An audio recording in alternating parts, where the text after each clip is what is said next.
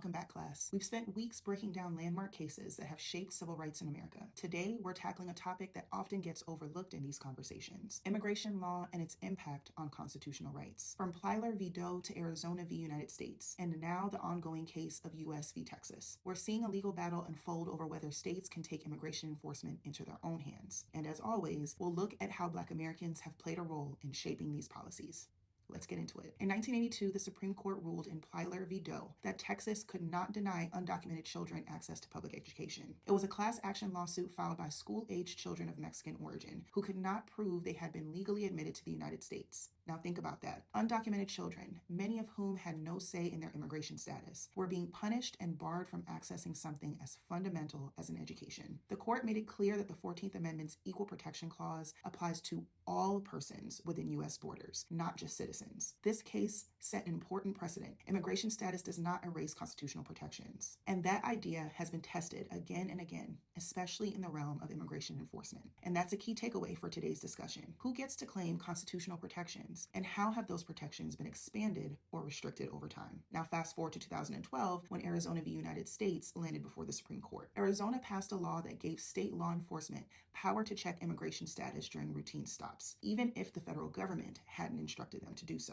The Supreme Court struck down most of the law, reaffirming a key principle: immigration enforcement is a federal responsibility, not a state-by-state decision. That case was seen as settling the debate, but now the precedent is being tested again thanks to U.S. v. Texas. In February 2021, the Biden administration introduced new guidelines changing how Immigration and Customs Enforcement, or ICE, handle deportations. Instead of targeting all undocumented individuals, the focus shifted to those considered the highest priority: people who posed a direct threat to national security, public safety, or border security. So what did that actually mean? It meant ICE was prioritizing three main groups: national security threats, people involved in terrorism, espionage, or activities that could lead to compromise national safety; public safety threats, those convicted of serious crimes, particularly aggravated felonies; and recent border crossers, individuals caught trying to enter the U.S. unlawfully after November 1st, 2020. This was a major shift from the previous administration's approach, which didn't focus as much on the severity of the offense or threat level. Instead of deporting people simply for being undocumented or for minor infractions, these new guidelines aim to use immigration enforcement resources more strategically. Now, with United States v. Texas, we're seeing new challenges to that discretion, raising big questions about the balance of power between states and the federal government when it comes to immigration enforcement. In 2023, the Supreme Court ultimately ruled in favor of the government, reinforcing the Arizona ruling that immigration is a federal government priority. Now, fast forward a bit, that same year, Texas passed Senate Bill 4, a law making it a state crime to enter Texas illegally. The law also gave state judges the power to order migrants to return to Mexico, regardless of federal immigration policies. The Biden administration challenged the law, arguing that it violated the Supremacy Clause because, as Arizona v. United States established, states cannot enforce immigration laws unless authorized by the federal government. A district court initially blocked Texas from enforcing the law, agreeing that immigration is solely under federal control. But Texas didn't back down. The case quickly moved to the Fifth Circuit Court of Appeals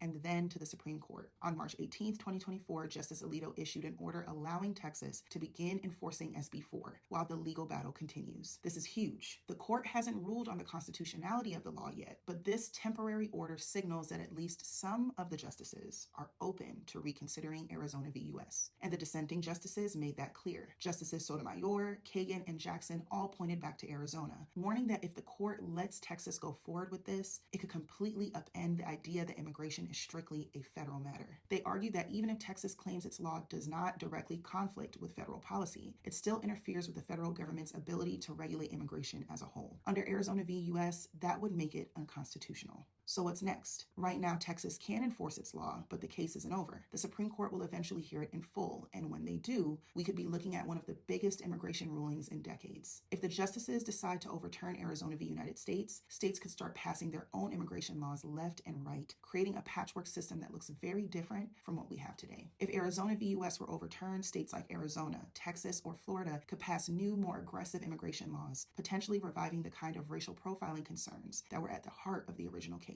But let's zoom out for a second. Immigration enforcement has never been just about legal status. It's also about race, bias, and civil rights. And Black Americans, including Black immigrants, have played a key role in shaping immigration policy. Black immigrants, particularly from the Caribbean and Africa, have often faced harsher deportation policies and lower asylum approval rates. And historically, Black civil rights leaders have pushed for immigration laws that align with broader civil rights protections. Think about Barbara Jordan, the first Black woman elected to Congress from the South, who played a major role in immigration reform in the 1990s, or modern activists advocating for policies like DACA that protect all undocumented communities, not just those from Latin America. The reality is, immigration law has always been a civil rights issue. And when we talk about these cases, we have to ask who benefits from expanding constitutional protections and who gets left out when those protections are rolled back. Now, drop your thoughts in the comments and let's continue the conversation. See you next class.